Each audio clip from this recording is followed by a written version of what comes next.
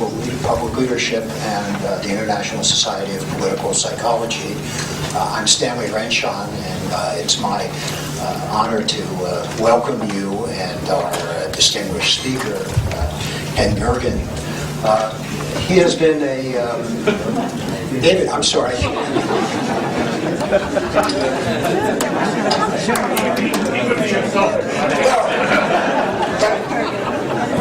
David, I have a very funny story to tell you, because at lunch we were sitting around talking about the relationship of you and your brother. Of course, many of us knew both of you, and so that's my Freudian slip. My apologies. Well, David is and has been a commentator, editor, teacher, public servant, best-selling author, and advisor to presidents for 30 years. He's been an active participant in American national life. He served as Director of Communications for Ronald Reagan and held positions in the administrations of President Nixon and Ford.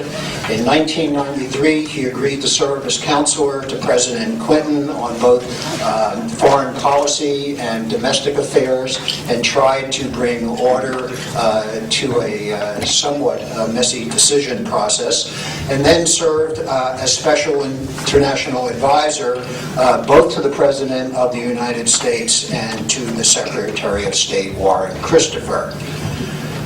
David is an honors graduate of Yale University and the Harvard Law School. He's a member of the D.C. Bar, and in addition, he served for 3.5 years in the United States Navy. During the period from 1984 to 1993, Mr. Gergen worked primarily as a journalist, and for some 2.5 years, he was the editor of U.S. News, where he still has a column that appears regularly. He worked with the owner and editor-in-chief, Mortimer Zuckerman, and a staff to help guide the magazine to record gains in both circulation and advertising. At the same time, during that period, he also teamed up with Mark Shields for political commentary every Friday night for 5 years on the McNeil-Lehrer News Hour, one of the best news programs in the country then and still. That coverage won many accolades and awards. Currently, David serves as editor-at-large at U.S. News and World Report, and is also professor, of course, of public service at the John F. Kennedy School of Government, and directs its Center for Public Leadership, where I had the pleasure and the honor of being a fellow this past fall. He's also published a book which is very informative for those of us who follow political power in the presidency, Eyewitness to Power, The Essence of Leadership from Nixon to Clinton. In addition to all his other activities, he serves on a number of nonprofit boards, was elected to serve as on the Yale Corporation, and chairman as well of the National Selection Committee for the Ford Foundation's program on innovation in government. He's a regular appearer, if that's such a word, on Nightline, Hardball, CNN, and Fox News. And if I may be permitted a personal note, whenever you're on television, I know that I'm going to get very solid analysis based on very good inside information, and certainly worth hearing. And so it really terrifically is a pleasure for us, and for me, to introduce you, David. Thank you for coming. Thank you very much.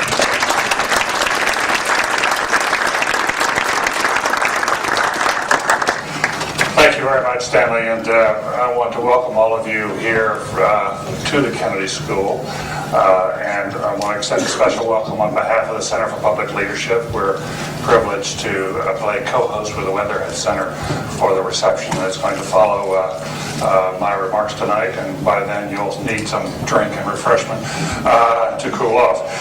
So we're delighted to have you here, and I also I'm sorry I've not been able to join you for a lot of your deliberations, but I know the ISPP is, by reputation, more than anything else, and My brother and Ken and I do have some vigorous arguments about postmodernism and social construction that we're not in total agreement. Since I'm sort of a troglodyte or pre-modernist, probably, we're not totally there together.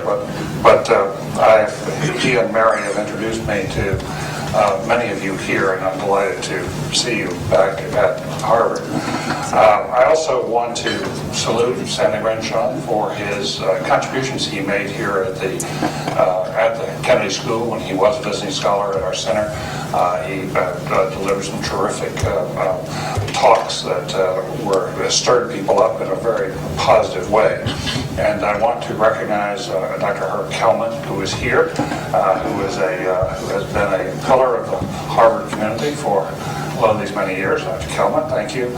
And recognize as well Barbara Kellerman from our center. Barbara has served for the last 3 years as the executive director, helping to get this center off to, and all the success that we've had is, or most of it is due to Barbara. And in the spirit of appreciative leadership, I want to recognize Barbara for as she steps down now to become our research director. I'm going to talk to you probably longer than you would like, but then I'd like to open this up for conversation, because I think that the subject that invites exchanges, and I'm curious about your views. Some time ago, when I was asked to come away from a summer break to speak here today, it was suggested that I speak to you about the leadership of President Bush. More recently, I began to see posters around saying that I was going to speak to you about political leadership and divided societies in a dangerous world, or perhaps it's in a dangerous societies in a divided world. But anyway, there was a second invitation extended, and in the spirit of John F. Kennedy, our patron saint here at the Kennedy School, and remembering the way he responded to the Cuban Missile Crisis, I am choosing to honor the first letter, not the second. And that is, I would like to talk to you for a bit today about President Bush. Earlier this year, shortly after leaving the White House, speechwriter David wrote the first inside account of the current administration. He entitled it, "The Right Man, the Surprise Presidency of George W. Bush." Whether or not he's the right man is a question that will be settled by history. But I think there's no doubt that already he is one of history's biggest surprises. For more than a decade, too little attention has been paid, in my judgment, to the political leadership of George W. Bush. More often than not, he has been badly underestimated. In the early 1990s, no one outside his inner circle thought that this untested rookie, a man with a mediocre business background, could possibly beat Ann Richards, the incumbent governor in Texas. She has since been practicing law. Well, that must have been a fluke, they said. He will never win re-election. No other Texas governor has won re-election after serving 4 years. George W. Bush won with 69% of the vote. Mark that one up to the vagaries of Texas politics. They said when he gets to the NFL, Al Gore will cream him in presidential debates. What has become of Al Gore? I'm not sure. Still, they said, Bush can never govern. He lost the popular vote by more than 500,000, a burden that no one else has carried to the White House since Rutherford B. Hayes, and look how well he did. What happened? The Bush team got off to the fastest start, one of the fastest starts in the modern presidency, pushing through his dramatic tax cut by June. It took Reagan until August for his. Through all these years, it has been whispered, no one has underestimated him more than his own mother. Historians here can point to a long line of other presidents who have been underestimated, none more obvious than Lincoln. Rough-hewn, a product of less than a year of public education in what the blab schools of the day, melancholy, horribly dressed, Lincoln went through life dismissed by others. But his fellow lawyer Leonard Swett said about his days in a courtroom, any man who took Lincoln for a simple-minded man would very soon wake up with his back in a ditch. Well, Bush doesn't pretend to be a Lincoln, nor is he, but he takes the same relish in the way others discount him. I, quote, I love to be misunderestimated, he has said. It gives me an element of surprise. Well, now, just over halfway through his first term, we clearly need to reassess his leadership. It won't come easily here on the outside. We do not yet know very much about the internal information, the memos, the decisions he's faced. We all remember John F. Kennedy venting his frustration at historians who rated president, saying, how in the world could they possibly know? They have never sat in this chair. We remember as well how our understanding of Dwight Eisenhower changed when Fred Greenstein found his way into the private papers of President Eisenhower some years after he left office. So, caution is in order. Even so, given how badly George W. Bush has been underestimated, it's time to begin a tentative reassessment, and that's my purpose here, to offer some early thoughts about the strength of his leadership, the qualities that make him effective as leader, and finally, the risks, significant risks in some cases, that his leadership poses both for him and for the country. Certainly we know enough now to recognize this fundamental truth. George W. Bush is emerging as one of the most formidable political leaders of modern times. That's saying quite a lot. One of the most formidable political leaders of modern times. Most of us here would agree that Franklin Roosevelt was the most effective president of the 20th century. Many of you would disagree, but in my judgment, Ronald Reagan was the most effective president since FDR. Agree or disagree about his policies, he was effective as a leader. Bush, in my judgment, seems a close second to Reagan already, and his presidency may prove more significant in the end. Other presidents have enjoyed almost as much power internationally, but Bush is leveraging that power to make changes that few others would dare. Had Bill Clinton been president after September 11th, or indeed Al Gore, the United States would have launched a successful military attack that ousted the Taliban and much of al-Qaeda in Afghanistan. There, however, the parallels would likely have stopped. Absent Bush, it is virtually certain that Saddam Hussein would still be running Iraq, Arafat would be at the helm of PLO, and neither Iran nor Syria would feel the heat.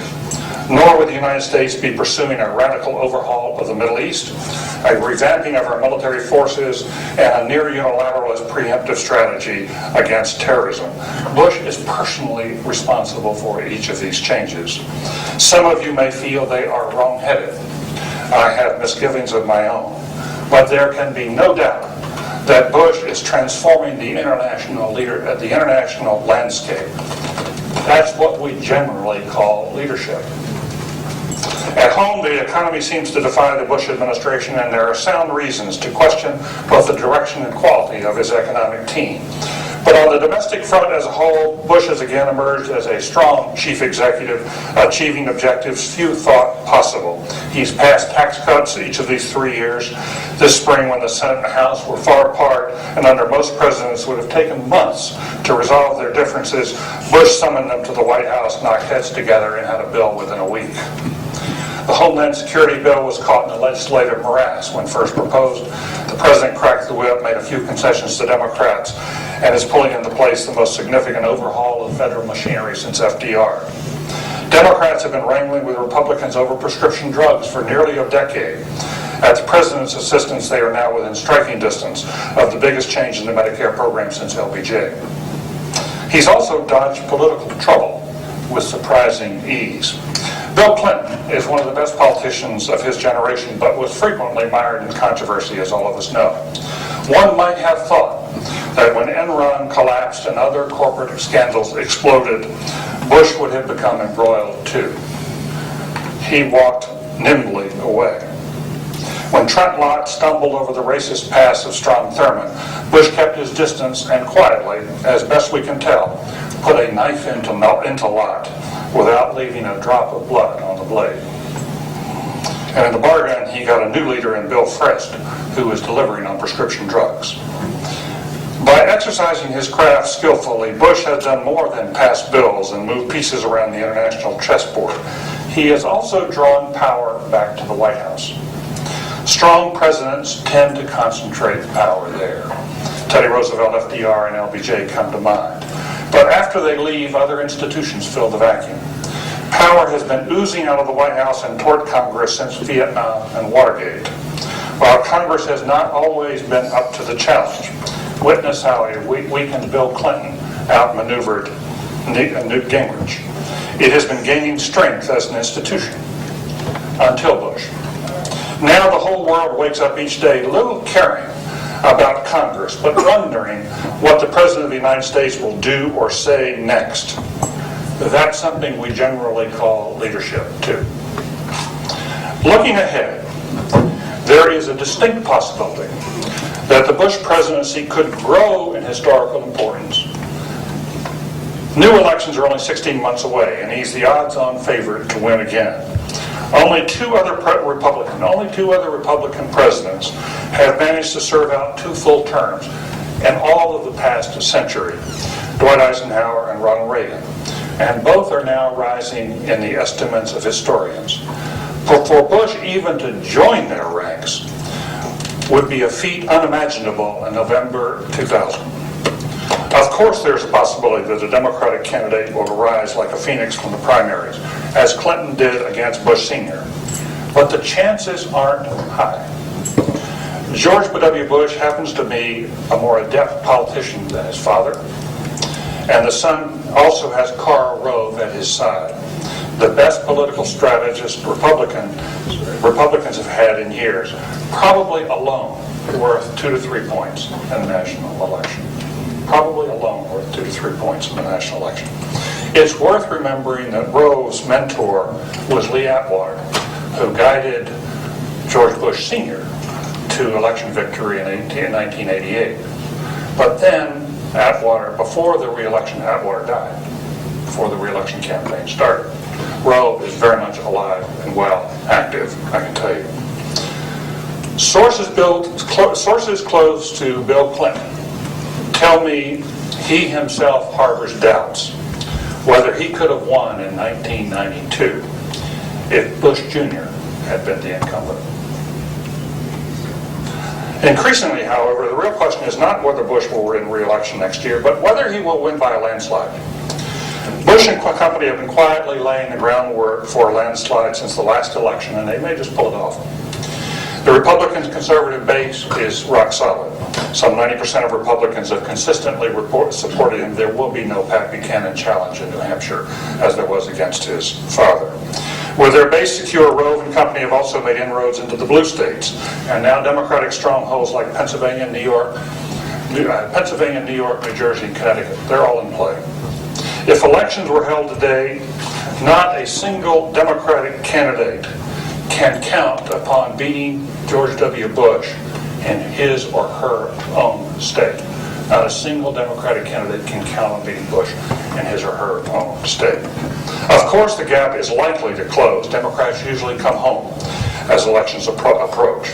But the war, along with Bush's own political dexterity, has changed everything, so that the soccer moms of old have become the security moms of today. Next year could be a blowout for the Bush team. If that happens, watch out. The Republicans will try very hard to put America on a new political course. If Bush were to win, say, 57 to 60% of the popular vote, he would not only have a mandate for a second term, but Republicans would pick up more seats in the House, and more to the point, they could pick up as many as a half dozen seats in the Senate. Read your New York Times this morning about the South. And with that, if they win the White House with anything approaching 60%, you get much above 55%. 55% is considered a landslide. You get getting close to 60%, but you're getting up to its historic levels. And they pull in the House with a somewhat larger majority, and they pull in a Senate with 56, 57, 58 Republicans. They will have achieved the Republican dream that Barry Goldwater set out to achieve in the wilderness some 35 years ago. This is what the long trek has been all about. To have dominance of that kind, which they've never had, because with that dominance they can carry out the conservative agenda. This goes to the heart of what the conservatives have been trying to build for a long time. This is not a right-wing conspiracy. This is a political movement that has been working very openly, very steadfastly to gain the kind of power that they think could be within their grasp here next year. And it would make a major difference in the governance of this country. Just for starters, they would have a much stronger hand in selecting judges from the Federalist Society. How much difference will that make? Well, consider. If there had been a second Scalia sitting on the court this past term instead of Sandra Day O'Connor, affirmative action would have been struck down at the University of Michigan across the country. That was a 5-4 decision. She was the swing. And put a second Scalia in there, which is what you can get with 57-58 in the Senate, and it changes a lot. It matters who governs. Gaining the chance of a lifetime, conservatives would also want to overhaul entitlement programs like Social Security, Medicare. They would want to reform healthcare and education, and they would want to put in place an income tax system, taxes that are both flat and low. Flat and low. Nor would the revolution stop there. Karl Rove has never made any secret of his hope that George W. Bush can break open the long deadlock in American politics so that Republicans can enjoy a clear majority for years to come. Say that again. Never made any secret of the idea that George W. Bush can break open the long deadlock in American politics so that Republicans can enjoy a big majority for years to come. Is he smoking something? Not really. It's worth pondering the Texas story.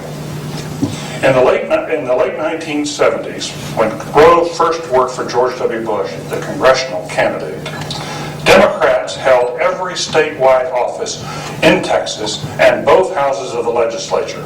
In the House, by a margin of 9-1, they held every statewide office and both chambers of the legislature in the House by 9-1. The conservative tide, to be sure, was starting to run, but Bush, Rove, and company turned it into a typhoon. According to one biography, quote, Rove remade Texas by methodically and ruthlessly eliminating the Democratic Party from the top down. He targeted Democrats who could be defeated, recruited others to join Republican ranks, and helped Republicans govern. Today, in Texas, Republicans control every statewide office, along with both houses in the legislature. That's what they have done in Texas. That's what they seek to do in the country. Could they do it on a national scale? It's a long shot, but they're clearly trying, and never again should they be underestimated. Now, what makes Bush such a formidable president? One could argue that it's the war and the war alone. His own speechwriter, David Frum, writes that after his fast start, he was stumbling, and as of September 10th, 2001, quote, George Bush was not on his way to a very successful presidency. The attacks immediately boosted his popularity, of course. But if his rise were only a rally round effect, it would have fizzled out long ago. His approval ratings would not have stayed above 60% for most of the 22 months that have followed. More was at work. Simply put, Americans since September 11th have thought they see in him, they have recognized in him a strength of leadership they did not know was there. In a column this spring, David Broder of the Washington Post described the results of a recent poll that asked those who approved of Bush's performance, then at 68%, why they approved. Okay, I understand you're for him, but why? Here are the reasons. Some 4% said it was his economic policies. 4% never get the word right. 13% because he had prevented additional terrorist attacks. 23% said it was the direction of the war. By far the largest margin, at 52%, were those who said it was because of his, quote, general personal strength and sense of leadership. Broder concluded, quote, there is little the Democrats can do to shatter the reputation for strong leadership that Bush has built, and not much their presidential candidates can do to win equal reputations for themselves. Democrats may challenge Bush on the issues, but it will be tough to topple him from his leadership pinnacle. That from the Dean of the American Political Press Corps. There are, I would suggest, two central elements to his leadership, and both defy the conventional wisdom of the day in leadership studies. One relates to style. First and foremost, Bush comes through to the general public as a top-down, decisive, no-nonsense, macho leader who sets a course and never wavers. He is crisp and can be confrontational, expecting others to follow or get out of the way. He's a big picture fellow who likes to focus on only 2 or 3 goals at a time and pursue them relentlessly, avoiding other issues as distractions. To lead in his book is to decide. He actively listens and asks questions before he decides, but once the decision is made, he doesn't brook internal dissent. He happily delegates details to others, monitors them closely, and if they swerve off course, snaps them back into line. Once a decision is made, he tries his hand at public persuasion. But if people don't swing behind him, he goes ahead anyway, trusting they'll catch up later. Far more important to him than the art of persuasion, or so it appears, is discipline of message. He has learned through experience that if he and his team repeat a clear, simple message long enough, the public is much more likely to go along with him, even if they aren't fully persuaded. So just as he maintains a demanding personal regime for himself, he insists that his team stick to a script and drill it home repeatedly. He is slow to trust and has a long memory for those who cross him, but he's devoted to those who are faithful. Loyalty to the man, loyalty to the mission, loyalty to the message. You don't stay long in this White House unless you get with the program. If the mission is important enough, Bush doesn't hesitate to take risks. So what if no other president since Franklin Roosevelt has gained congressional seats in his first midterm election? So what if I risk embarrassment by going out and campaigning hard for Republicans? Well, let's rev up Air Force One and barnstorm the country. That's the way George Bush thinks, and more often than not, as in this case, he wins his bets. Ultimately, he seems to sleep well at night because he makes the best decisions he knows how, and that puts his faith in God. In short, George Bush is not only well anchored personally, but he provides a classic case of top-down, command and control leadership. Well, we've seen this kind of muscular leadership before. In a Jack Welch at General Electric, a George Patton on the battlefield, a Bobby Knight on the basketball court. To be sure, each of them had more of a temper than Bush, but they were all tough, decisive, macho leaders. What is striking, and should pique an audience like this one, is that in the field of leadership studies, the top-down command and control approach is now widely seen as out of fashion. It was in vogue when George W. Bush went to the business school here in the mid-1970s, and there's little doubt that as our first MBA president, he reflects his training. But in much of the leadership field, his style is distinctly retro now. Instead, conventional wisdom in leadership studies today holds that the person at the top of the organization should engage in consensual, collaborative leadership. Push power and authority down into the ranks. Let followers help resolve questions and exercise leadership through influence, not command and control. Don't issue orders or fiats, but persuade and bring others around to your point of view before taking action. Since no one has a monopoly on wisdom, indeed reality itself may be socially constructed by the most powerful among us. A public leader, more than any other leader, should seek multiple perspectives, inviting voices of dissent. Let wisdom rise to the top instead of sending orders down. Deliberate, negotiate, collaborate, and collaborate some more. Perhaps I'm creating a caricature, but if you read many of the books on leadership shelves today, you will find such sentiments. And I should acknowledge that there is much of this approach with which I personally agree, and which I have taught here in this classroom, especially for the need for a leader in a democratic society to seek multiple perspectives and to engage in public persuasion as an essential part of responsible governance. But the case of George W. Bush challenges all of us to think anew. In my book, he is proving that in a democratic society, or at least in the American democracy, crisp top-down leadership still has a valued place in the minds of our public and our politics. The proof is in his success as he builds an army of hardcore believers, and I have seen grown men I never thought I would see become hardcore believers in this fellow. I have known his Secretary of Defense for some 3 decades and have always found him to be an acerbic critic with barred for more than one president whom he has served. And chatting with him recently, a few weeks ago, I found Don Rumsfeld rhapsodic about Bush. Quote, his eye is always on the far horizon. He's never looking down at his shoelaces. Before he decides anything, he asks the right questions, but once he makes a decision, he leaves it to us to figure out how to get there, unless, of course, we go off track. Attorney General John Ashcroft made almost identical comments to an acquaintance of mine recently. I find the same sentiments among Republican members of Congress. They are practically in awe. A week ago, a senior senator told me, in effect, that he and his fellow Republicans were prepared to follow Bush on almost anything he proposed, even if they do not fully agree, because they have such confidence in his leadership. Even some partisan Democrats have marveled at Bush's leadership style, especially those who have watched him up close since his Texas days. Bob Strauss has said that Bush and his team, quote, have made the White House a power center in ways I haven't seen in a long time, all the way back to Lyndon Johnson. The inimitable Ann Richards. I love Ann Richards.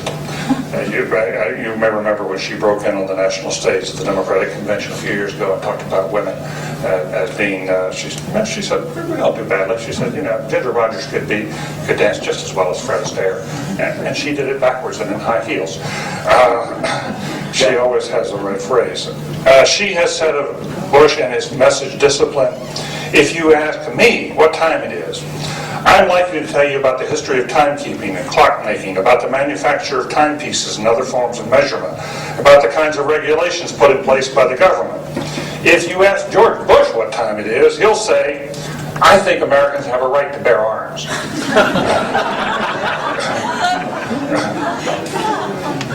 One does not want to go to excess about Bush as a leader. It's important to recognize the backlash that is building up against him, against his style, and against his policies. Like you, I run into a growing number of people who can't stand it and are rushing toward democratic alternatives. But for now, they appear a small if vocal minority, larger perhaps in Cambridge than elsewhere. Polls suggest that a large majority like what they see, starting with his leadership. So why is this top-down, macho leadership style working? Barbara Kellerman would be screaming by now that context matters, of course. Indeed, it often defines what kind of leader people want at a particular moment.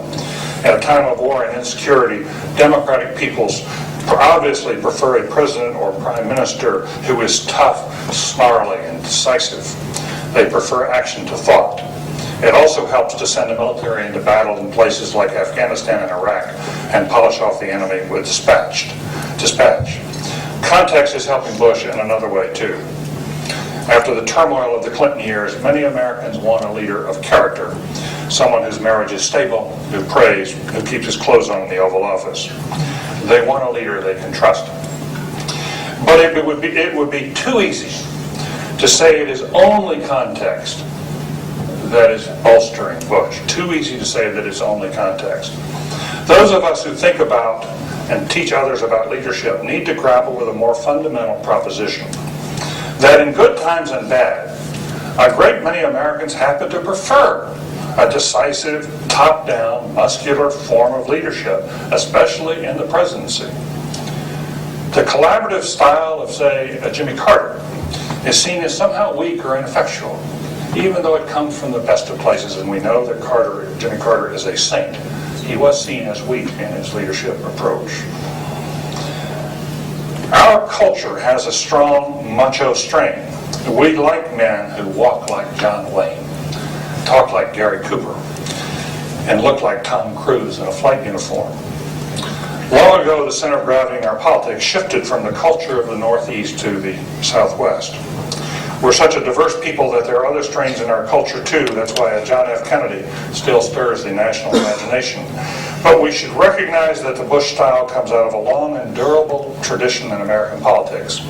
Frederick Jackson Turner taught us more than a century ago that the West has left an indelible stamp upon our national character, and as we are now learning upon our leadership styles as well.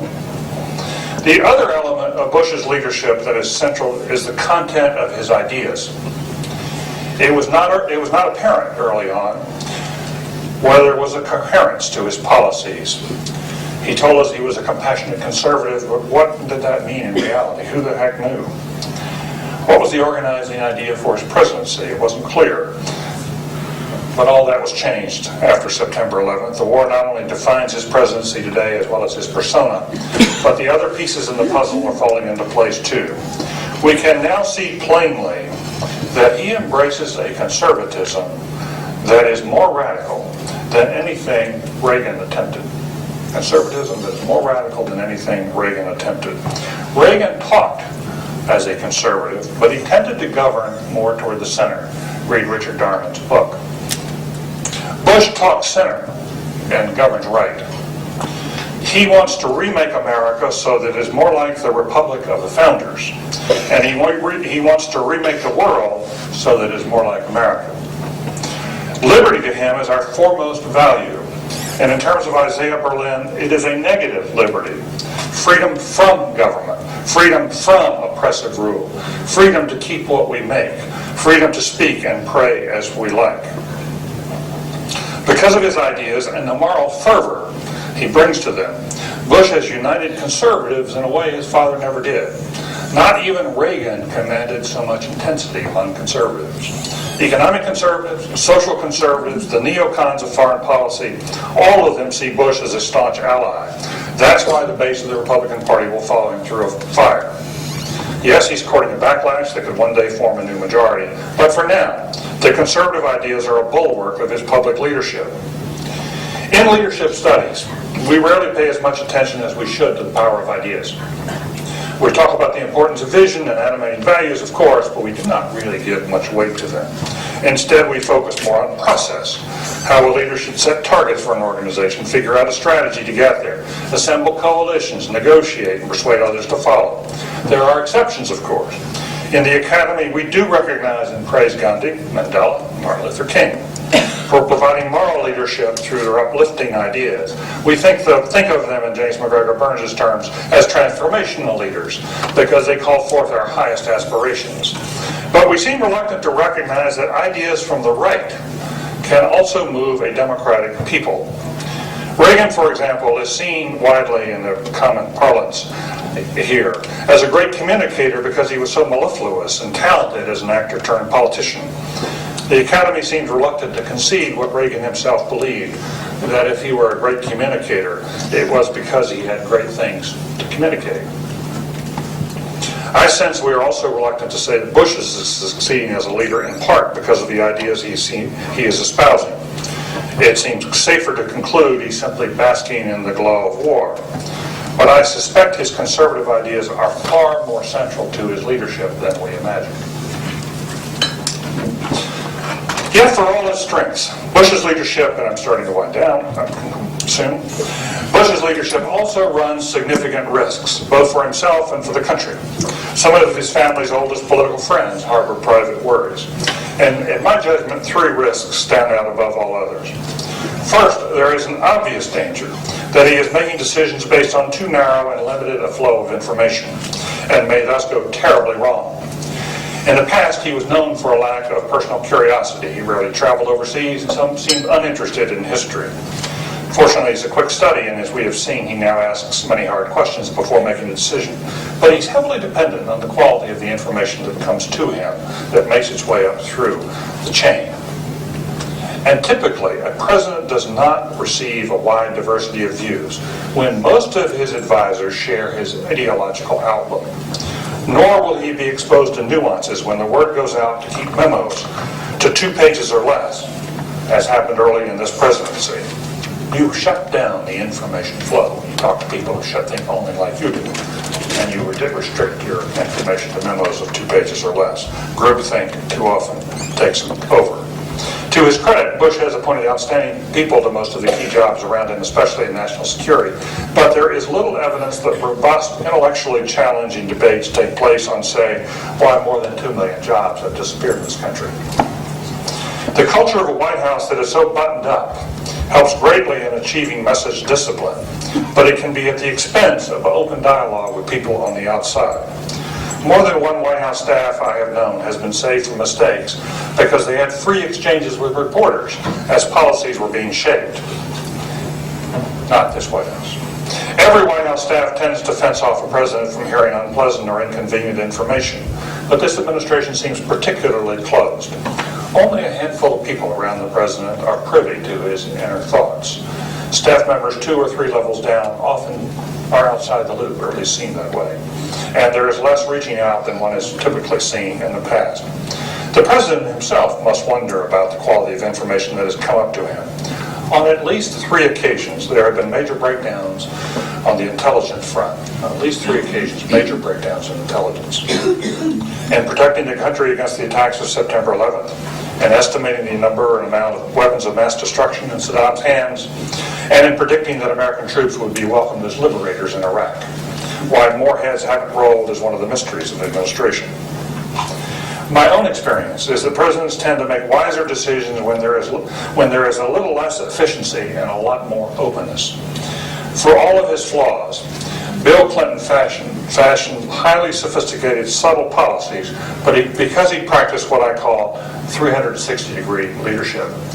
He insisted upon knowing the views of everyone all around the periphery of a problem so that he could weigh and balance, so that he could understand the perspectives of those usually left out of the debate, such as blacks, Hispanics, and women.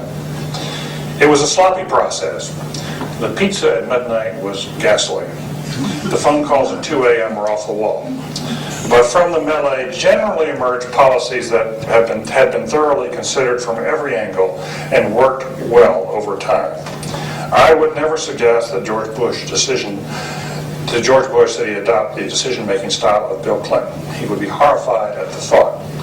But Bush and the country would be better served if he opened up his White House and opened up the information flow to the Oval Office. A second risk is that the crisp, damn the torpedoes way that Bush leads, combined with his ideology, propel him to make policies that may seem fine in the short term, but court disaster in the long run. His fiscal policies come instantly to mind. It was understandable that in the first year of his presidency, when he inherited a large surplus, he would seek to cut taxes so the Democrats wouldn't spend the money.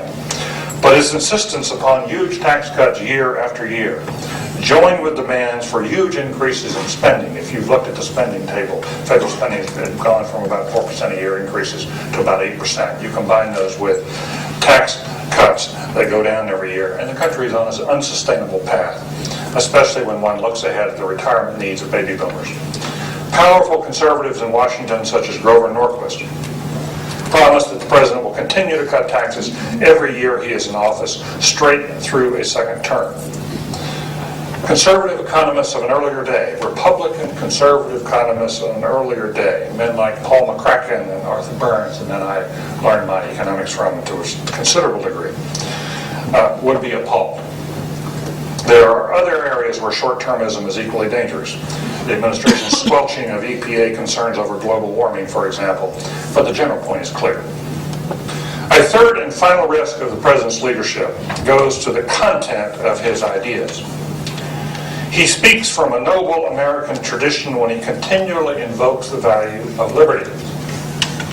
The founders fought and forged a constitution based on that fundamental value, and for much of our early history, liberty was our animating, almost our sole public value. But in the Civil War, Abraham Lincoln helped us to understand that equality is also at our core. His Gettysburg Address, as Gary Wells has helped us understand, basically rewrote our understanding of our history and put equality and liberty on the same plane. Since that time, most of our leaders have recognized that liberty and equality can be in tension with each other, and it's important to strike a balance between them as values. If policy goes too far in the direction of equality, by imposing racial quotas, for example, it can rob people of their freedom. If policy goes too far in the direction of liberty, by abolishing progressive taxation, for example, it achieves greater inequality. That's why we usually seek a balance. It would be unfair to say the Bush administration doesn't believe in social equity. its education policy of Leave No Child Behind, not to mention its policy on prescription drugs. They do focus on those in need. But it would be fair to say that its core policy changes are designed to expand liberty, often at the expense of equality. Its tax policies are an obvious case in point. Its unwillingness to help states now cutting Medicaid is another. So is its relaxed approach to the hundreds of thousands of disappearing jobs. And in the second term, we are promised by some of his supporters, the administration, as I have said, will embrace a system of flat taxes on income and a dismantlement of the entitlements so dear to the New Deal and the Great Society. Ardent conservative supporters of the president would argue that we would be immensely better off.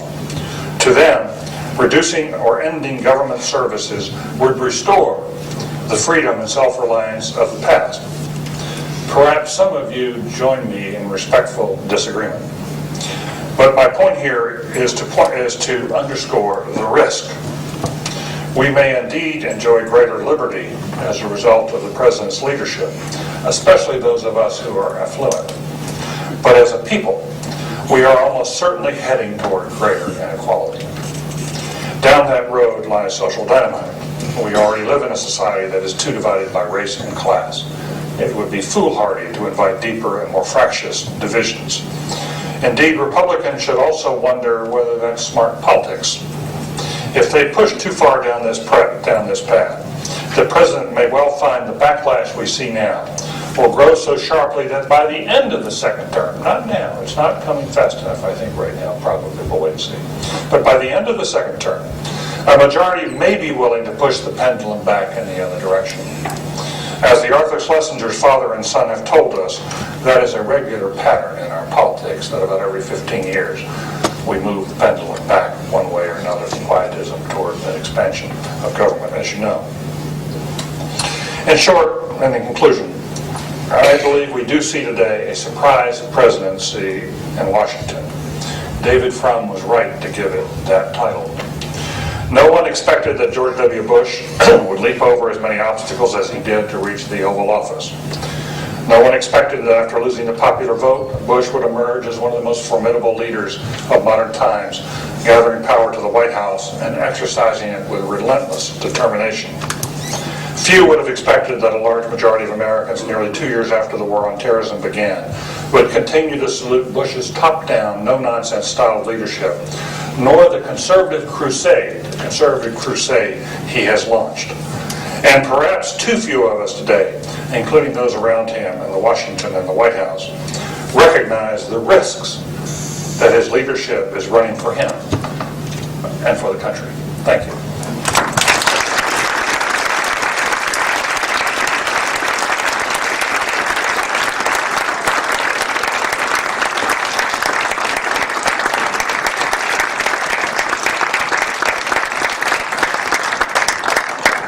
David, thank you so much for your really terrific talk. And I must say, I had forgotten that I had invited you to speak about George W. I'm very glad that you did for a number of reasons.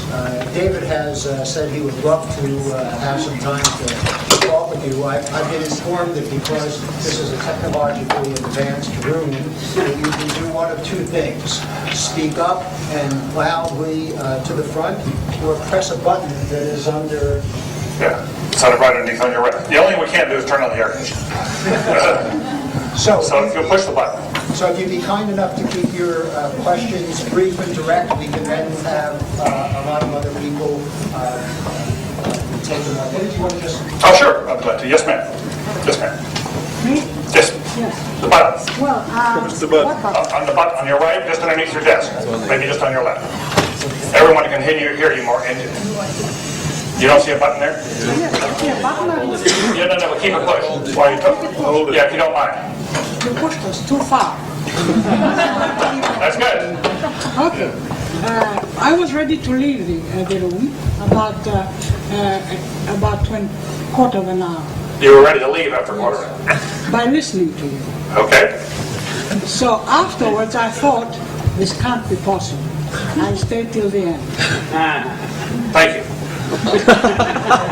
So, We are not interested what makes a person a good leader. What we are interested in is what makes the world a better world. Right? No, not necessarily. Well, this is right, and I would say that there are some things that you have forgotten in the first part of your speech. Thank God there was the second part, or the one quarter. You said,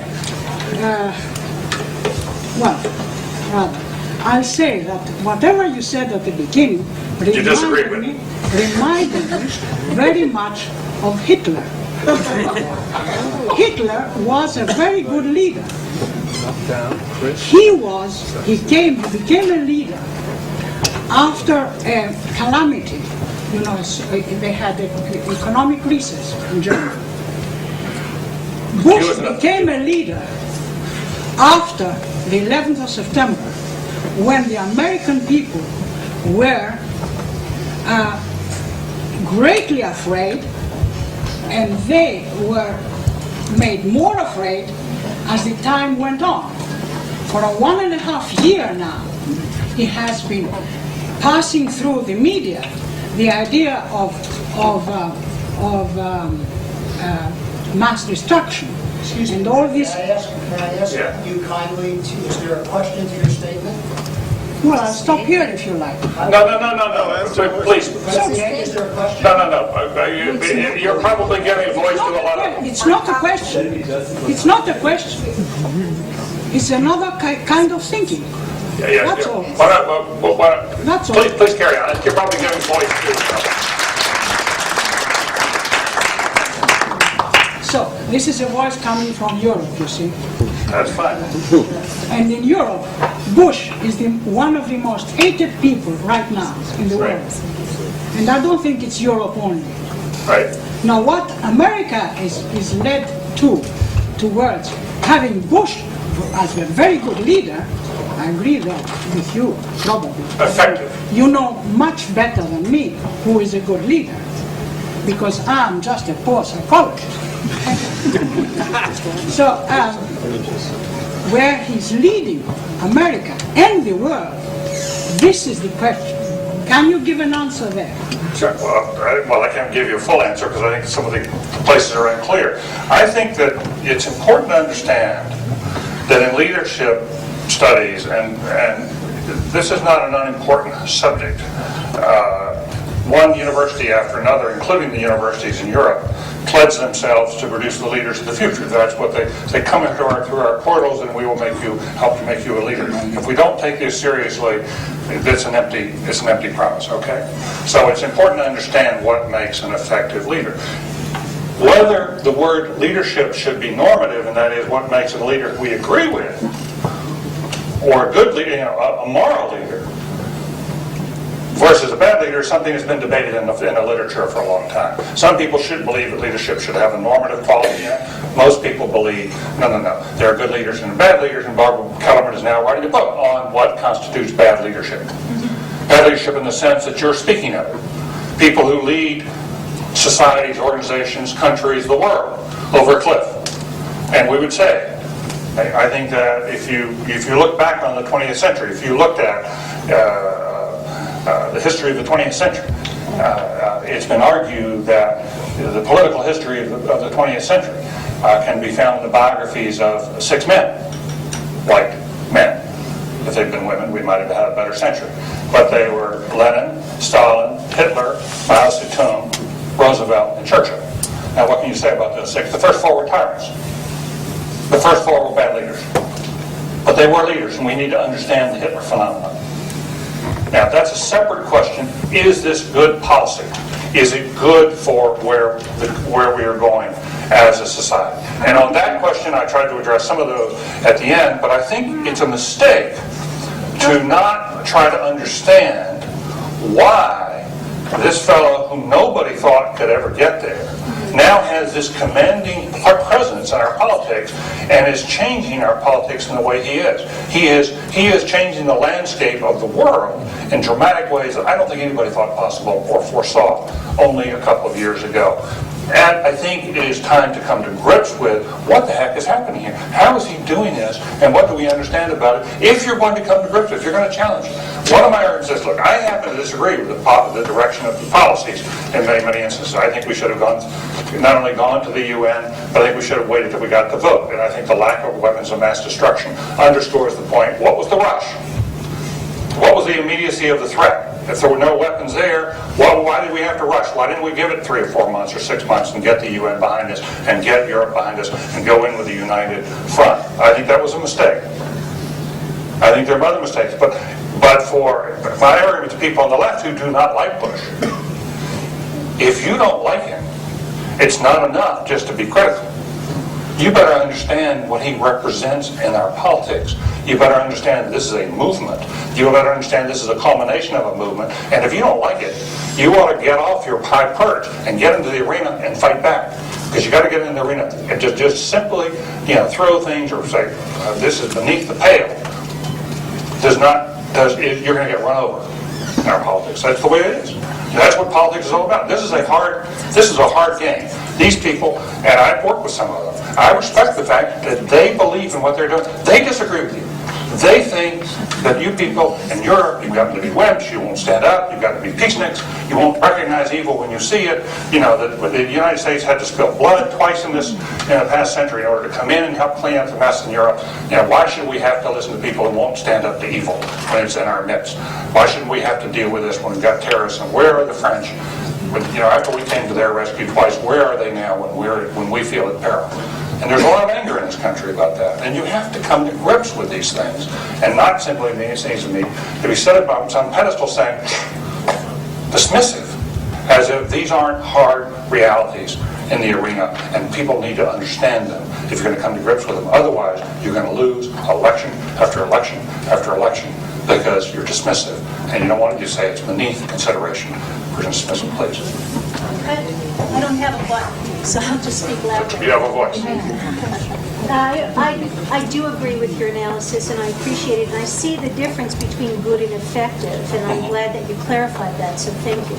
But I want to ask you a question on the issue of what the American people seem to be preferring in this leader, what they're reacting to, and something about why it seems different from what they said they were preferring in Clinton. We used to hear a lot about the American people responding to Clinton who, quote, felt their pain, which was a much more emotionally responsive, not nearly as macho, top-down kind of style. Since style seems to be so important, I'm wondering where the shift, how the shift happened so quickly. It's very interesting that it's, less than 5 or 6 years, you're seeing an enormous shift from this kind of, emotional responsiveness to this macho top-down point. Then the second quick question I want to suggest is that, as you point out, he's talking from the center and leading on the right. Right. Which makes the argument that it's much more style than it is content of ideas. The ideas are powerful, but it's not completely clear that they're saleable if they were, in fact, clearly enunciated, or if the outcomes were, in fact, clear to most people. And what's the power in obfuscation of where this is actually? That's a very good question. Let me deal with the first one in a second. Both really fine distinctions, and one's worth talking about. I think there are two things going on in the way people are responding to this top-down, this macho kind of style. One has to do very much with context and context of war. Bill Clinton could not have been elected, in my judgment, in the middle of the Cold War. He was the first kind of president that could be elected when the Cold War was over, because we did not feel threatened from the outside. When I remember there was a survey when he ran against Bob Dole, when he ran for re-election against Bob Dole, and they asked people, open-ended, what kind of dog does Bob Dole remind you of, and what kind of dog does Bill Clinton remind you of? And Dole was the German Shepherd. And with Clinton, it was a Cocker Spaniel. Right? Cocker Spaniels don't win in the Cold War. But they win at times when you feel a little safer. And I think that there is this natural surge. And that's why the soccer moms are suddenly willing, who were Clinton people are now willing to vote Bush. One of the big things that's changed his numbers is the soccer moms becoming these security moms. And they're really concerned. Women tend to be more against war. We know that than men. But when it comes to protecting the hearth and the security of their home, they're fierce about that, and they like this kind of macho thing. So I think that's one element. The context is important. But there is another element that the culture, we do have a culture in which there are broad swatches of the public who live in these red states, and indeed some people who live in rural areas in the blue states, who prefer this more traditional, what they see as more masculine kind of world, and they seem to, there is something in the body politic of this country, and I think in many other countries, how, Barbara might explain this, how in Germany, and the most cultured civilization of the country of its time, why people would want order. And under a Hitler, there was something about that appealed to people. And there is something about that Bush style which I think does have a natural, deep affinity within the American tradition. And I think we just need to recognize that it's there. It accounts for some of the reasons why I think a lot of people who are looking for a different kind of politics run up against a lot of frustrations. It accounts for the whole notion that Woodrow Wilson, when Franklin Roosevelt was just a young man and went to work in Washington, and Wilson told him, liberal politics in the country only come along about every generation or two. Most of the time, this is a pretty status quo conservative country. This country is a lot more conservative at its base than I think that those of us who live and work and breathe in places like Cambridge or Ann Arbor or other places like Chapel Hill or wherever it may be think. It's a pretty conservative country, and that's why I think that also goes to the content of his ideas. My sense of what he's very cleverly done, is they have figured out if you govern right, you keep your base entirely intact. And if you talk center, you win over those who are not with your base. Your base isn't big enough to govern. Nobody knows quite how. The conservative base in the country is a little bigger than the liberal base. The conservative base is generally 30-35%, and the liberal base is maybe 20 to 25%. And you start with your base, but then you've got to bring people over. And I think that, the cynics among us will say, well, now he's got his base, he's going to Africa, to prescription drugs, he's going to do a little this and a little that, and people are going to forget some of it. But underneath here, I think there is a conservatism that is very, very tough, and is, as I suggested, I think more radical than anything Reagan. I mean, this is. That's not the argument anymore. Increasingly, the argument is get rid of them. Please. A quick follow-up. One of the things that I think fits context, however, is there's no competing narrative. I totally agree with that. And I think that's an interesting gap in our body politic. There is no, unlike other countries, there is no party platform that's presenting an alternative view of what the future might look like. I agree. And the values that are under attack by this particular view of the world are completely undefended through any narrative. I couldn't agree more, because the 60s and 70s were more of a dismantling operation. It was more of a critique. The narrative that came up in the 60s and 70s about race, class, gender were all more critiques than they were positive narratives of what kind of society you're trying to build. Bill Clinton is trying to, he's coming closer than anybody else I know to developing an alternative narrative. He's actually, in the last few weeks, hearing him speak several times, I've been quite interested in the fact that intellectually he's moving in that direction. He's trying to develop that narrative, but there is not much out there. You don't need a single voice.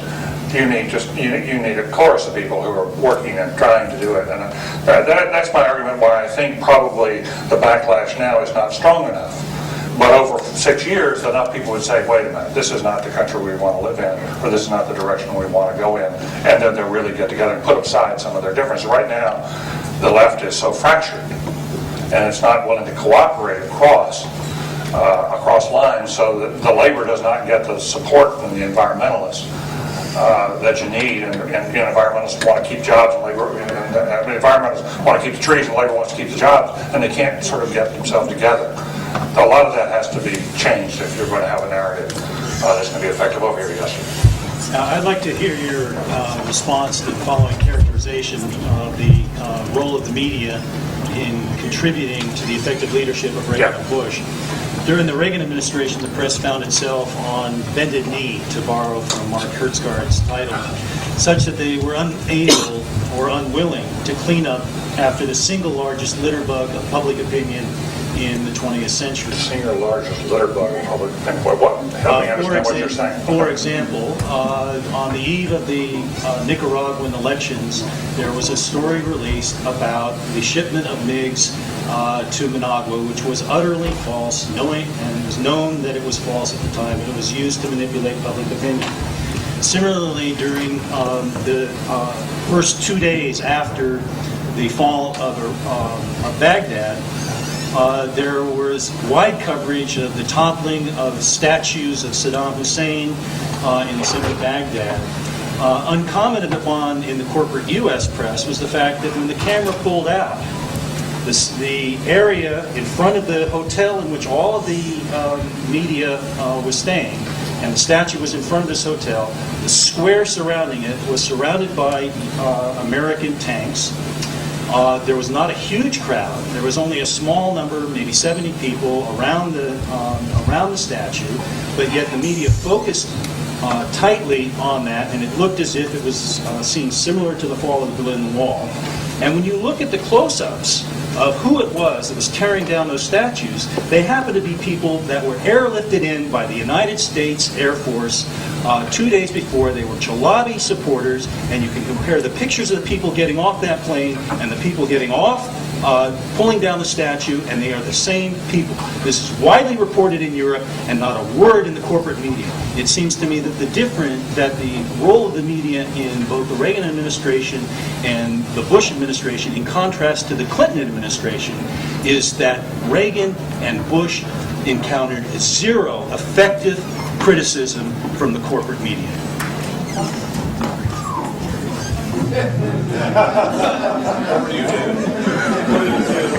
Well, I can't engage you on the particulars of what happened with the Saddam statue, but I think there was it's not worth talking about, but I think there was some commentary about American forces being part of that process. Not the lining up of the tanks and all the rest of it, but I think that you are, I think you're onto something important, but you state it with such excess that I think you may not be as persuasive. I think you've got a more persuasive case than you understand. If you notch it down just a little bit, I think it'll be a more persuasive case.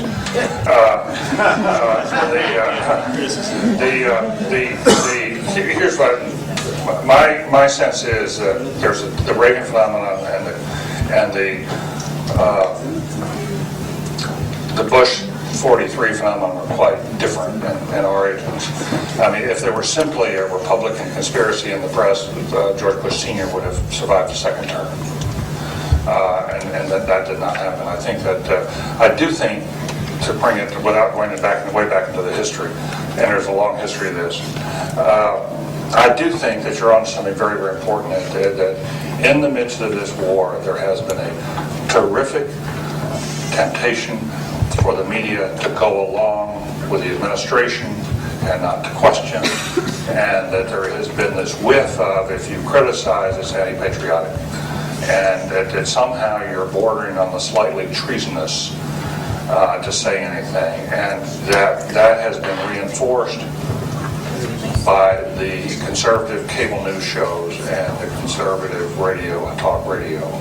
And I think that the right has been, although there are people on the left who are, I think, guilty of this too, but I think you see it more obviously on the right. But I don't think all virtue is on the left. it's far from it.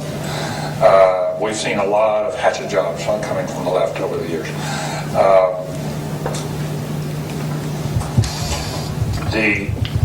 But in this environment, the conservatives have reinforced that in some cases by being very alert to anybody who gets their head above the parapet and going after them. If you're on cable television and you make a comment that is somehow, well, I've had this experience. Tom Daschle had some comments about Bush, and he was accused of treason, and I came to his defense on television.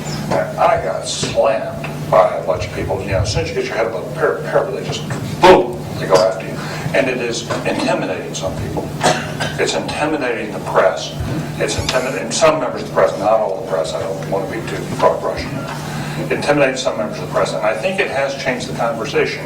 But again, this is partly the fruit of an effort that has been underway on the right for 35 years. These people have been working diligently, hard, because they have causes they believe in. These are our fellow citizens. If you don't agree with them, they are our fellow citizens. They are exercising their political rights by going out and organizing and moving the conversation and not being intimidated. For a long time, they were dismissed. The evangelicals in this country were dismissed. Even today, they're dismissed as second-class citizens, or treated as second-class citizens by sort of the sophisticated too often. But they are making their voices felt. They are out there, and the way to combat it is not to say, well, it's all a rigged game. The way to combat it is to raise voices on the other side. There are lonely voices out there on the left who are trying to make these arguments, and they get banged around a lot. But I think that gradually those voices may swell. I don't know how else you do it. I don't think it pays to just sort of say, just to rant and rave about Fox News. So Fox News this is the way American press started. Fox News is in an old and glorious tradition, if you want to call it that. Of newspapers that started this country. I mean, it's more important to go out there and figure out how to set up the competitor to Fox than it is to just complain about Fox. And they're with us, and they're going to be with us. And by the way, they think they're winning, and they are. It's important to come to grips with what's really happening. Yes. I hope it seems like I can make this work. I have another European voice, Rasmus Bertels from Cambridge, the other Cambridge. George W. Bush seems to be maybe the American president who is most differently perceived in the US and abroad. Most differently perceived? Yes. I mean, even among the people who, I would say, for opportunistic reasons follow him in Europe, he is basically stupid, dangerous, and manipulated by the people around him. I would like your comment on that fact that the major democratically elected leader in the world could be so differently perceived in his own country and abroad. Look, let me say two things. One is he's not dangerous. I mean, he's not stupid. No. He's very smart. That's right. And that's what Republicans thought. I mean, Democrats thought about him for a long time. Stupid. We can just sort of, and bowl him over. Not true. I do think it's a serious problem that there's such a division between the European perception of reality and our perception of reality, and the growing, and this transatlantic rift that has grown up, I think is quite dangerous, not just to Europe, but to us. I think it's not in our national interest to allow and to encourage this rift, and I think the administration, I just take sharp issue with the administration and letting this go on and on without coming to grips with it, and without really paying attention to it, to try to sort of overwhelm people with our perspective as opposed to understanding the European perspective and dealing with it and having a serious dialogue with it. I think it's a huge mistake for us. We ought to be, there are all sorts of centrifugal forces in the world right now. We as the largest power have traditionally found it in our interest that security lies through a collective effort, not through unilateral kind of policies. And I think this whole notion of walking away from Europe and thinking good riddance is just terribly short-sighted. That's not to say that the Europeans are blameless. What's that? Not only that, it's short-sighted. Well, it's dangerous. It is short-sighted. and it's dangerous. But I'll have to tell you something. I think that the Europeans are going to have to be. This is not a one. Again, those who criticize us sort of assume, well, we have all the virtue on our side. I beg to differ with that. There are some issues here that if Europeans are going to have to meet us halfway in order to have a productive dialogue. And this notion of dismissing Americans who care about, we have reasons to feel aggrieved by their attacks on terror and the fact that some of our oldest friends didn't come and help us when we felt we were under attack. There are Americans who have reason to feel deeply. I'm sorry about that. There are a lot of families in this country who have given their sons and left their sons buried in places in France, and who have reason to say, wait a minute. But if I could just, what I would like to comment on. Yeah. What I would like to comment on, it was not so much the policy differences, it was, the Anglo-Saxon media, Anglo-American media has such a worldwide domination, which is basically only challenged by, for example, Al Jazeera today, that I would like to comment on the phenomenon that the major democratically elected figure in the world is so differently perceived. Well, but listen, if the Anglo-American media is so powerful and is overrunning everything and is just stamping and manipulating everybody, why is there so much opposition to Bush? Why aren't people just going along with it? Wasn't there a contradiction in what you're saying? According to you, there's nothing opposite to Bush because he's going to be like... Why isn't it working if they have so much control over our minds? Why isn't there more support for Bush? Why isn't there more support for Blair? There is in Europe, I think, the least, I would think one of the last things you'd be really worried about in Europe is being sort of overwhelmed by American propaganda. I mean, if America may have propaganda, but it ain't working. We've got our problems. Hold on, let me just get some other guests here, please. You mentioned in your speech that Bush is transforming the international landscape. Yes. And this is leadership. To whose interest is he doing this? To whose what? To whose interest is he To the doing American this nationalism. transformation? To the American nationalism. And what does this entail? And second, when you talked about the top-down style and leadership, it reminds me that it's a very authoritative style, which It has those qualities. Yes, which means that according to leadership studies, that the maturity also of the community, of the group, is very low to really accept such a style. No, I don't think that's necessarily true. I think the tension here is that in leadership studies, we have been arguing for a more collaborative, democratic, let's hear the voices of the people, let's hear the multiple perspectives, let's hear these dialogues. That's what we teach. And we teach this other thing doesn't work. It's not very healthy, right? I think we have to come to grips with the fact that a lot of people seem to like it. Now, we can say that's just the war and excuse it's just the war, but I think there's something deeper going on here than just the war. And it's the public psychology.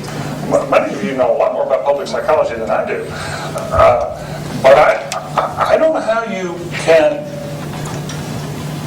the public, in any democratic society, it may be true that you all feel like we really want to promote the public. The public is, God. It turns out the God is not quite all that we thought it was. You got to come to grips with that. I mean, it's like Algeria holds an election, and they get the radicals. And that's why a lot of people are afraid of democracy in the Middle East. You have democratic elections in some parts of the Middle East. You're going to have, as the phrase says, you're going to have one election, one man, one vote, one time. That's it. So I think it behooves us to sort of try to face these what I think are somewhat harsher realities than we think. Please go ahead. You do have a follow-up. I didn't mean to interrupt you. No, in my understanding, usually a leader, who functions in an international context, would think of the others' needs and cultures and etc. Yeah, but in this case, when you said it's leadership, I was It is. If I think one defines leadership by, this is not to say it's good leadership, it is effective leadership. There is a distinction.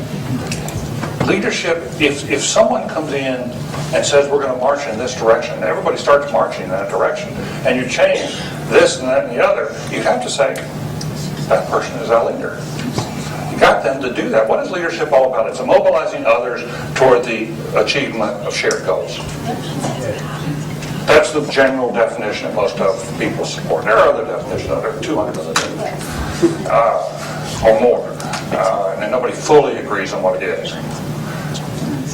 But I do think that Bush is exercising a form of leadership that it's much more formidable than people now recognize, and it's simultaneously a sharp departure from the kind of leadership and the goals that we have seen in the past. You know, most of us here in this room, not a lot of you are too young, but there are a lot of people in this room who grew up in the post-Cold War era when the American leadership was as exercised by Truman and Eisenhower, was a bipartisan tradition, was much more collective in nature. It did try to go through the UN. It was much more respectful of European opinion. It did seek to get results through world bodies. But my argument here is we have to recognize that a new kind of leadership is emerging. It's serious. It's formidable. It is likely, these people, he's likely to win re-election. There are likely to be big changes coming, and you have to start getting your mind around those propositions in order to deal with it. And if you don't like it, then go change it. That's the point. There's a sort of a cycle whereby success breeds charisma and charisma leads to effective. Yeah, that's a good point. It's sort of a cycle whereby success leads to charisma and charisma enhances success. I'm wondering to what extent you feel that his original investment of charisma, which he was able to cycle in increasing waves, comes from having been a scion of a political family and his father having been president. That's a really good question. To me, success breeds confidence, and confidence breeds success more than charisma. I don't see him as charismatic, but I do find among people around him this awe that I have not seen in previous presidents. It's really surprising, because you just don't see this in a place like Cambridge, and you go to Washington, and you suddenly see these heavyweights are saying "whoa," and they're acting like "whoa." I beg your pardon. There's something a disconnect, and I think it does. And as I was saying about this senior senator, basically, when you get into that position with the Senate, they're willing to do things that they wouldn't do otherwise because you're so successful. And does it come from being a political family? Well,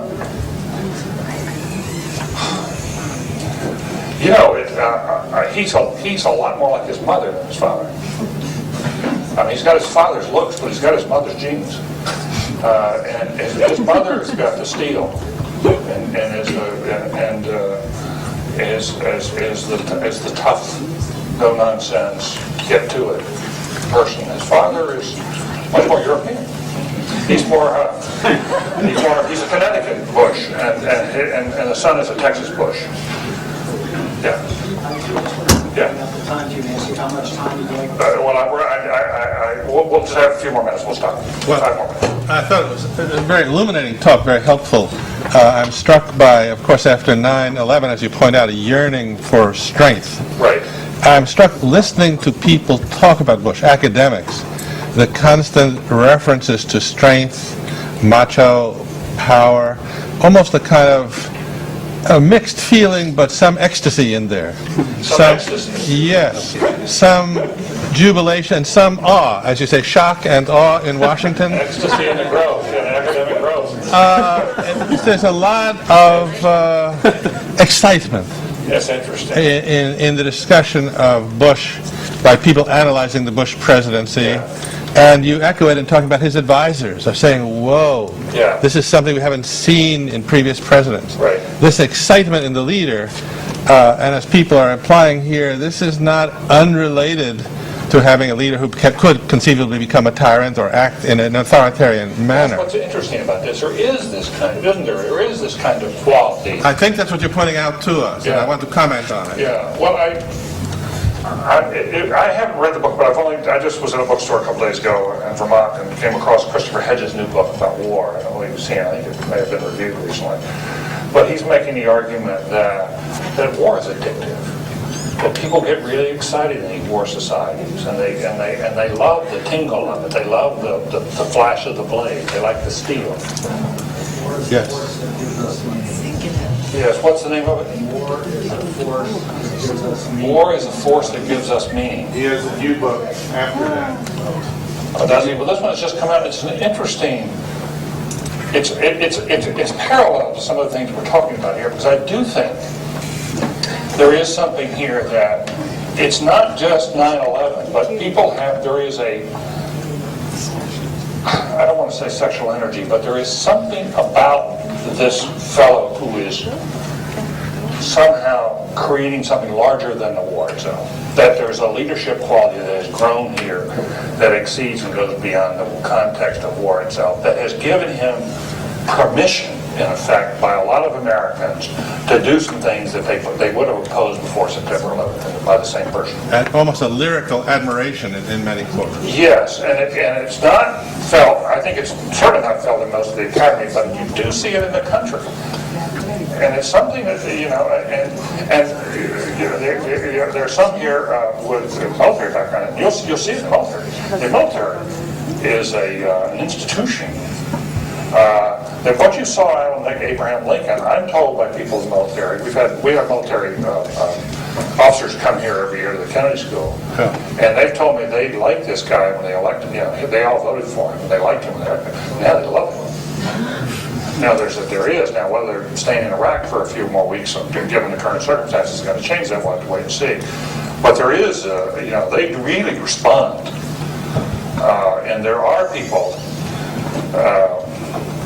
This is a society, after all, if the most watched sport in America is stock car racing, it draws the biggest crowds of any sport in the country.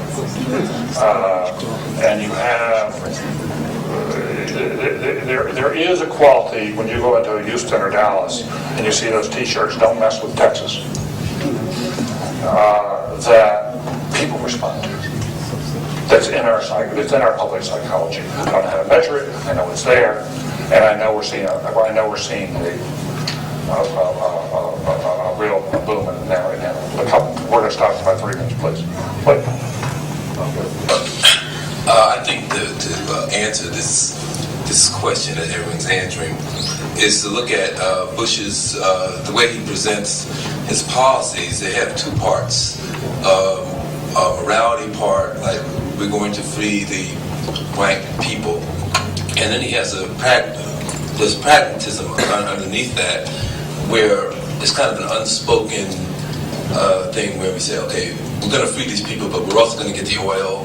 We'll have control of it for 20 years. Right. It'll give us some hegemony in that part of the world. It'll be to our political and economic advantage. Right. I think by coupling these two things, that's what makes them effective. It sounds good to the people that want to do good and the people that want to make money and are concerned about a political and economic future. Is that well, there's a profit in here as well. The oil motive here in the Middle East, there's no question that there's an oil motive here. I mean, you can't just go to Texas and talk to people. I mean, it's not out there on the public, in the public dialogue as much. And I think that is a question where the press is not speaking to those issues as well. Last issue. The hook is here. If somebody were to make a list of the 5 or 10 most serious problems threatening humanity, it appears to me that our administration is making every one of them worse. You mentioned the risk to Mr. Bush and the risk to our country. Would you comment, please, on the risk of the Bush leadership to the world and to humanity?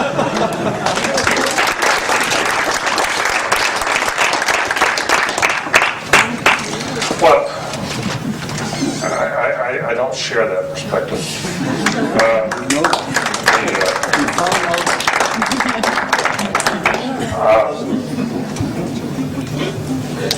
I'm disappointed with the administration's response to the environment. I think that has been,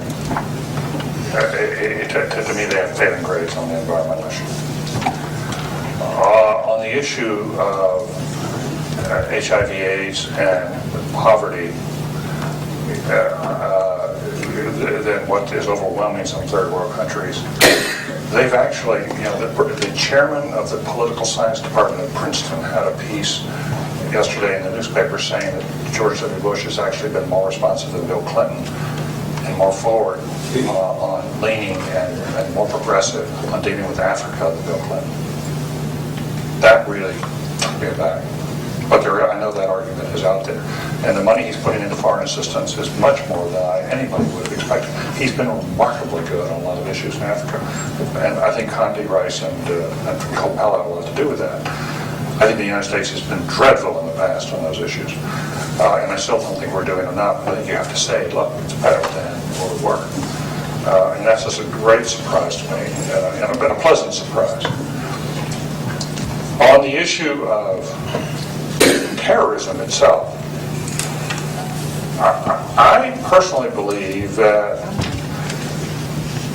well, I felt we were wrong-headed to go into Iraq the way we did. We made a mistake in that, and it was a mistake for which we're going to pay a long-term price because of the evidence and the problems now we're facing in Iraq. We've been far better off to go in with a UN force and with the support of the UN, and now to have blue helmets on the ground in Iraq would be profoundly better in dealing with trying to bring peace to Iraq than what we've got. But I do think there is much. I think that the effort to break up Al-Qaeda and the effort to break up terrorism has actually made the world safer. I do not think that was going to go away just simply by joining hands and singing Kumbaya. I think you really had to do something pretty tough to deal with that. And I do believe that in the end, pushing hard on reforming the regimes of the Middle East is in the international best interest. Somebody's got to grab this, and this is a region that needs change. And we've got to do it in a way that's respectful of those cultures, and I think I am hugely opposed to an American empire.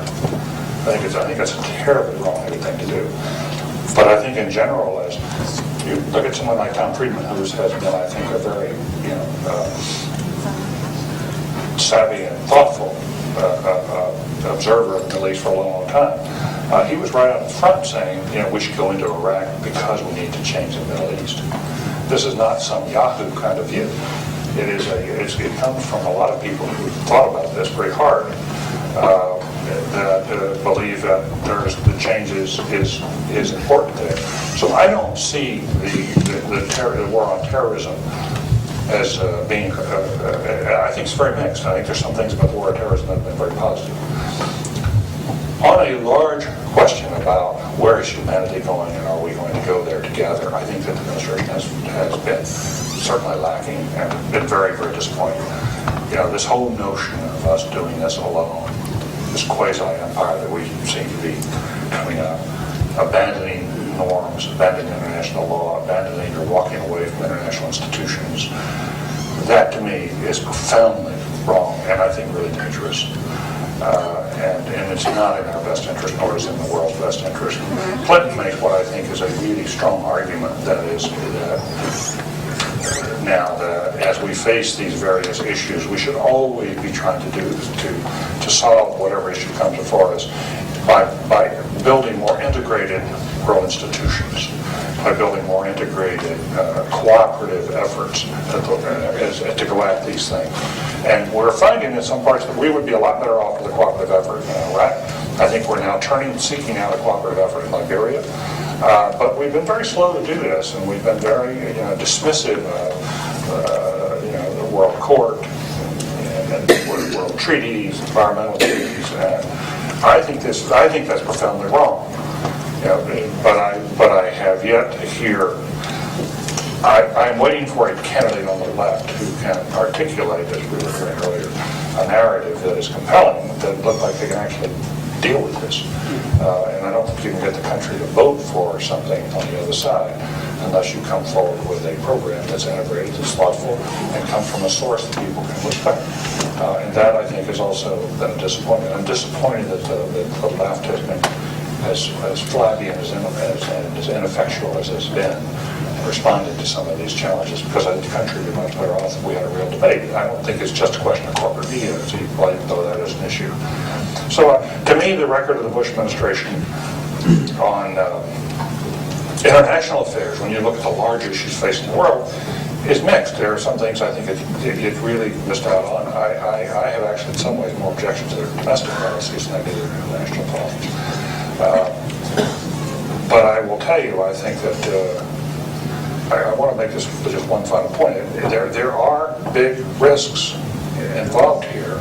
There are deep risks involved here. And I think that's why I think this election is such an important election that's coming out for people to recognize what's happening, to recognize that this is a serious movement that's afoot that is about to capture, could well capture the various institutions of government, and does have a plan, does have an agenda, and people better wake up and say, okay, I now see that this is powerful, that this is very formidable, and I either like it, in which case, if you're a conservative, get in there, because it's your moment. This is the conservative moment. But if you don't like it, get in there and get into the arena and deal with it, and face it, because I do think that, I think you have to be part of the passion of your times before at home. So I think that without to let these fires burn without becoming engaged in one way or the other, I think is to abrogate your citizenship. Thank you. Public Leadership and the International Society of Political Psychology. I'm Stanley Renshaw, and it's my honor to welcome you and our distinguished speaker, Gergen. He has been a... David, I'm sorry.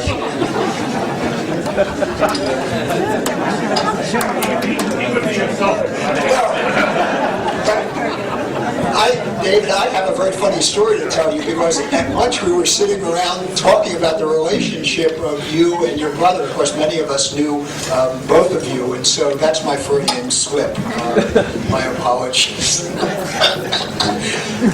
Well, David is and has been a commentator, editor, teacher, public servant, best-selling author, and advisor to presidents for 30 years. He's been an active participant in American national life. He served as Director of Communications for Ronald Reagan and held positions in the administrations of President Nixon and Ford. In 1993, he agreed to serve as counselor to President Clinton on both foreign policy and domestic affairs, and tried to bring order to a somewhat messy decision process, and then served as special international advisor both to the President of the United States and to the Secretary of State, Warren Christopher. David is an honors graduate of Yale University and the Harvard Law School. He's a member of the D.C. Bar, and in addition, he served for 3.5 years in the United States Navy. During the period from 1984 to 1993, Mr. Gergen worked primarily as a journalist, and for some 2.5 years, he was the editor of U.S. News, where he still has a column that appears regularly. He worked with the owner and editor-in-chief, Mortimer Zuckerman, and a staff to help guide the magazine to record gains in both circulation and advertising.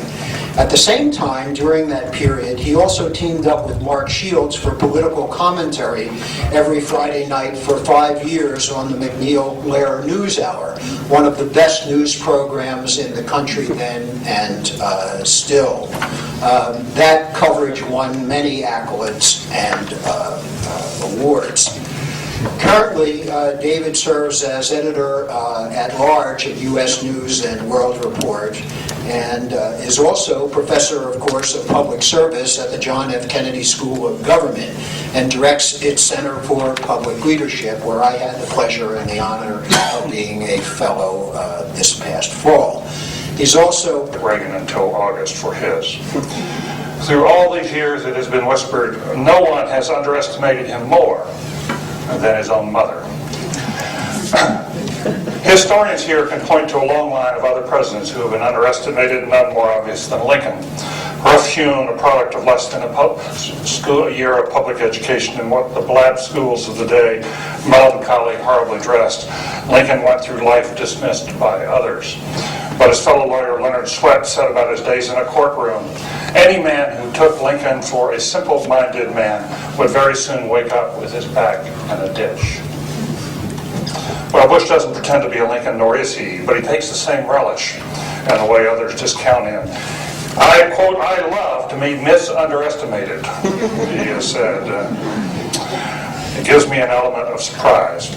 Well, now, just over halfway through his first term, we clearly need to reassess his leadership. It won't come easily here on the outside. We do not yet know very much about the internal information, the memos, the decisions he's faced. We all remember John F. Kennedy venting his frustration at historians who rated president, saying, how in the world could they possibly know? They have never sat in this chair. We remember as well how our understanding of Dwight Eisenhower changed when Fred Greenstein found his way into the private papers of President Eisenhower some years after he left office. So, caution is in order.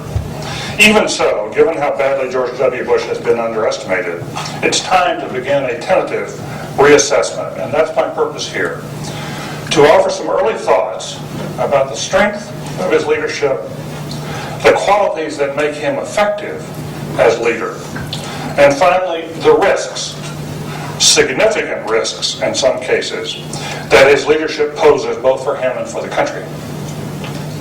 Certainly we know enough now to recognize this fundamental truth. George W. Bush is emerging as one of the most formidable political leaders of modern times. That's saying quite a lot. One of the most formidable political leaders of modern times.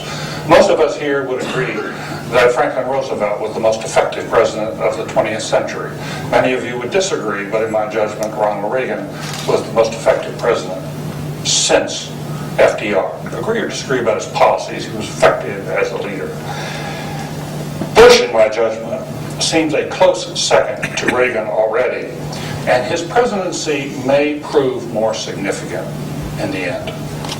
Other presidents have enjoyed almost as much power internationally, but Bush is leveraging that power to make changes that few others would dare. Had Bill Clinton been president after September 11th, or indeed Al Gore, the United States would have launched a successful military attack that ousted the Taliban and much of al-Qaeda in Afghanistan. There I want to recognize Barbara for as she steps down now to become our research director. I'm going to talk to you for probably longer than you would like, but then I'd like to open this up for conversation, because I think that the subject that invites exchanges, and I'm curious about your views. Some time ago, when I was asked to come away from a summer break to speak here today, it was suggested that I speak to you about the leadership of President Bush. More recently, I began to see posters around saying that I was going to speak to you about political leadership and divided societies in a dangerous world, or perhaps it's in dangerous societies in a divided world. But anyway, there was a second invitation extended, and in the spirit of John F. Kennedy, our patron saint here at the Kennedy School, and remembering the way he responded to the Cuban Missile Crisis, I am choosing to honor the first letter, not the second. And that is, I would like to talk to you for a bit today about President Bush. Earlier this year, shortly after leaving the White House, speechwriter David Frum wrote the first inside account of the current administration. He entitled it, "The Right Man, the Surprise Presidency of George W. Bush." Whether or not he's the right man is a question that will be settled by history. But I think there's no doubt that already he is one of history's biggest surprises. For more than a decade, too little attention has been paid, in my judgment, to the political leadership of George W. Bush. More often than not, he has been badly underestimated. In the early 1990s, no one outside his inner circle thought that this untested rookie, a man with a mediocre business background, could possibly beat Ann Richards, the incumbent governor in Texas. She has since been practicing law. Well, that must have been a fluke, they said. He will never win re-election. No other Texas governor has won re-election after serving 4 years. George W. Bush won with 69% of the vote. Mark that one up to the vagaries of Texas politics. They said when he gets to the NFL, Al Gore will cream him in presidential debates. What has become of Al Gore? I'm not sure. Still, they said, Bush can never govern. He lost the popular vote by more than 500,000, a burden that no one else has carried to the White House since Rutherford B. Hayes, and look how well he did. What happened? The Bush team got off to the fastest start, one of the fastest starts in the modern presidency, pushing through his dramatic tax cut by June. It took, however, the parallels would likely have stopped. Absent Bush, it is virtually certain that Saddam Hussein would still be running Iraq, Arafat would be at the helm of PLO, and neither Iran nor Syria would feel the heat. Nor would the United States be pursuing a radical overhaul of the Middle East, a revamping of our military forces, and a near unilateralist preemptive strategy against terrorism. Bush is personally responsible for each of these changes. Some of you may feel they are wrong-headed. I have misgivings of my own. But there can be no doubt that Bush is transforming the international landscape. That's what we generally call leadership. At home, the economy seems to defy the Bush administration, and there are sound reasons to question both the direction and quality of his economic team. But on the domestic front as a whole, Bush has again emerged as a strong chief executive, achieving objectives few thought possible. He's passed tax cuts each of these 3 years. This spring, when the Senate and House were far apart, and under most presidents would have taken months to resolve their differences, Bush summoned them to the White House, knocked heads together, and had a bill within a week. The Homeland Security bill was caught in a legislative morass when first proposed. The president cracked the whip, made a few concessions to Democrats, and is pulling into place the most significant overhaul of federal machinery since FDR. Democrats have been wrangling with Republicans over prescription drugs for nearly a decade. At the president's insistence, they are now within striking distance of the biggest change in the Medicare program since LBJ. He's also dodged political trouble with surprising ease. Bill Clinton is one of the best politicians of his generation, but was frequently mired in controversy, as all of us know. One might have thought that when Enron collapsed and other corporate scandals exploded, Bush would have become embroiled too. He walked nimbly away. When Trent Lott stumbled over the racist past of Strom Thurmond, Bush kept his distance and quietly, as best we can tell, put a knife into Lott without leaving a drop of blood on the blade. And in the bargain, he got a new leader in Bill Frist, who was delivering on prescription drugs. By exercising his craft skillfully, Bush has done more than pass bills and move pieces around the international chessboard. He has also drawn power back to the White House. Strong presidents tend to concentrate power there. Teddy Roosevelt, FDR, and LBJ come to mind. But after they leave, other institutions fill the vacuum.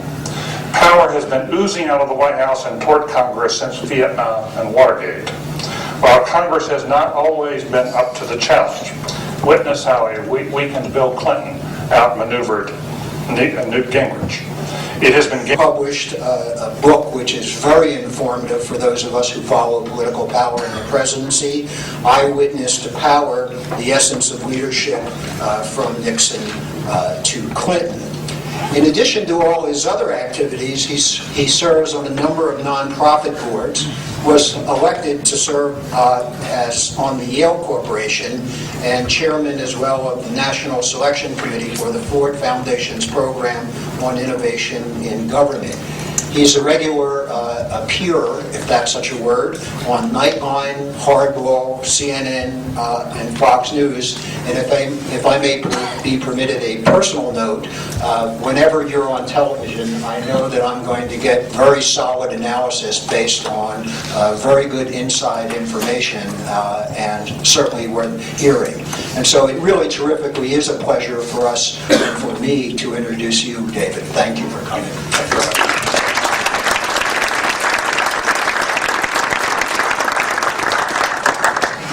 Thank you very very much, Stanley, and I want to welcome all of you here to the Kennedy School.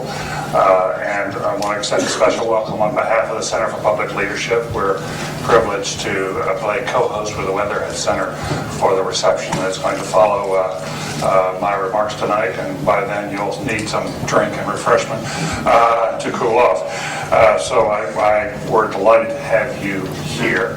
And I also, I'm sorry I've not been able to join you for a lot of your deliberations, but I know the ISBB is, by reputation, more than anything else, and my brother and Ken and I do have some vigorous arguments about postmodernism and social construction that we're not in total agreement. Since I'm sort of a troglodyte or pre-modernist, probably, we're not totally there together. But he and Mary have introduced me to many of you here, and I'm delighted to see you back at Harvard. I also want to salute Stanley Renshaw for his contributions he made here at the Kennedy School when he was a visiting scholar at our center. He delivered some terrific talks that stirred people up in a very positive way. And I want to recognize Dr. Herb Kelman, who is here, who has been a pillar of the Harvard community for these many years. Dr. Kelman, thank you. And recognize as well Barbara Kellerman from our center. Barbara has served for the last 3 years as the executive director, helping to get this center off to, and all the success that we've had is, or most of it is due to Barbara. And in the spirit of appreciative leadership,